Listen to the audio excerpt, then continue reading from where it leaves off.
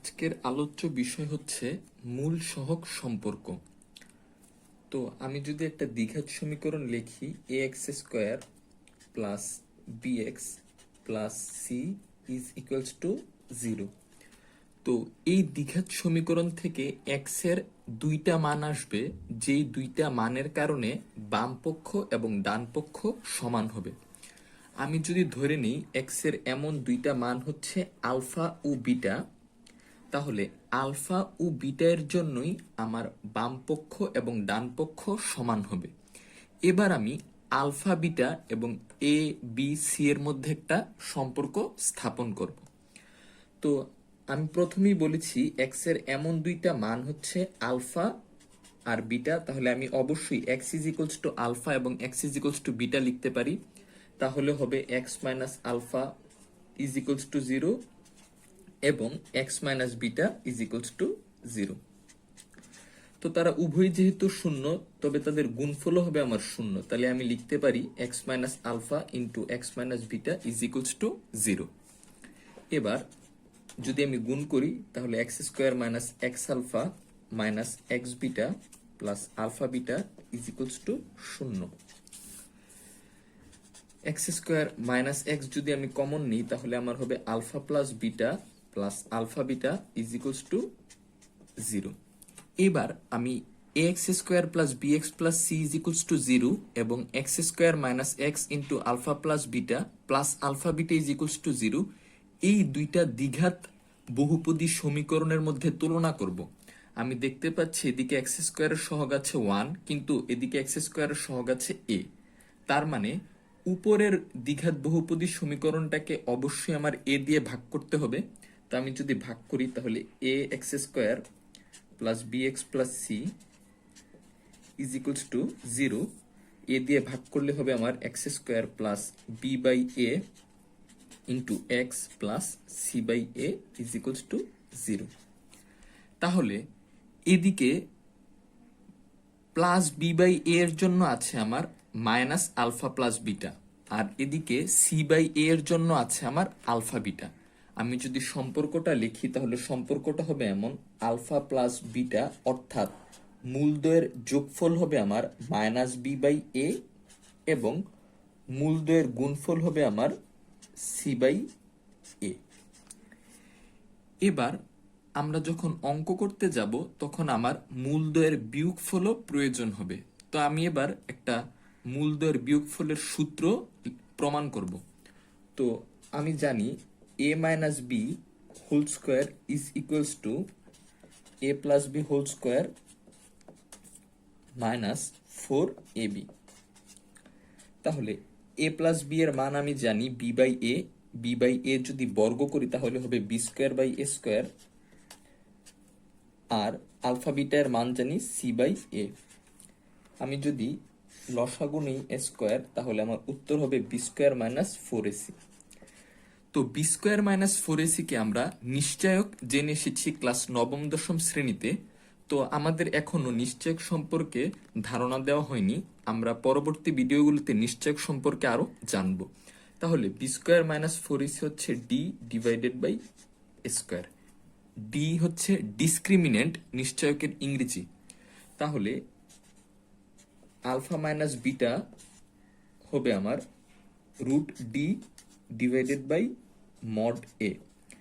Mod a দেওয়ার কারণ হচ্ছে আমি জানি না আলফা এর মান বড় না বিটা এর মান বড়, এই কারণে আমি আলফা মাইনাস বিটার আগেও মড সাইন দিলাম।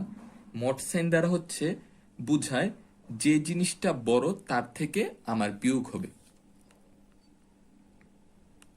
তো আমরা যে সূত্রটা শিখলাম ওই সূত্রটা থেকে দুইটা এক্সাম্পল সলভ করব। প্রথম এক্সাম্পলটা হচ্ছে এমন, কে এর মান কত হলে k square minus 3 into x square plus 3kx plus 3k plus 1 is equals to 0 সমীকরণের মূলদ্বয় পরস্পর উল্টা হবে। তো পরস্পর উল্টা মানে কি?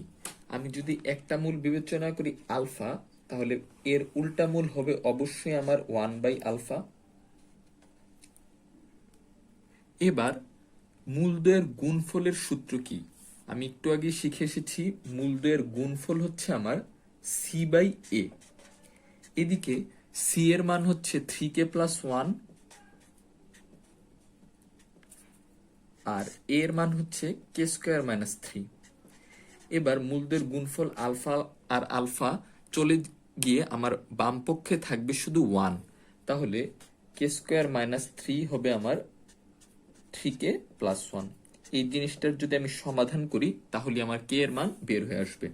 আমি যদি সমাধান করি তাহলে এক পক্ষে নিয়ে আসলে হবে আমার minus 3k is equals to 0। তাহলে k square minus 3k minus 4 is equals to 0। তাহলে কে স্কোয়ার আমি যদি মিডল টার্ম করি তাহলে minus 4k plus K minus 4 is equals to 0।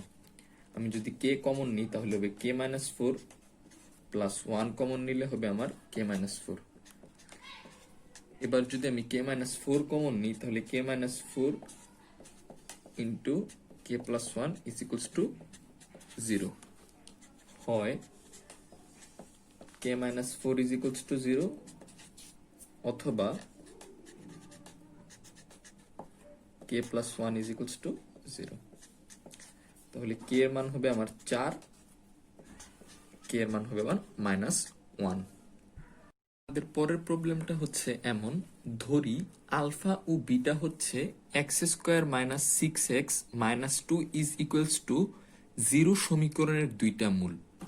আমাকে বলছে যদি a n is equals to alpha to the power n minus beta to the power n হয় এবং এন এর মান 1/1 চেয়ে বড়।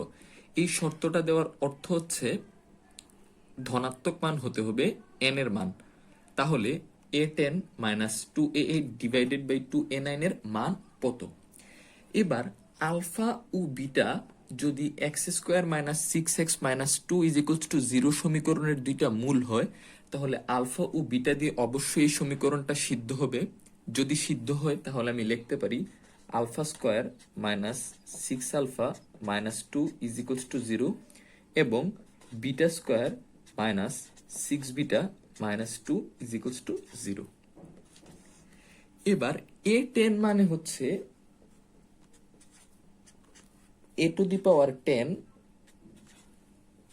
Sorry alpha to the power 10 minus beta to the power 10,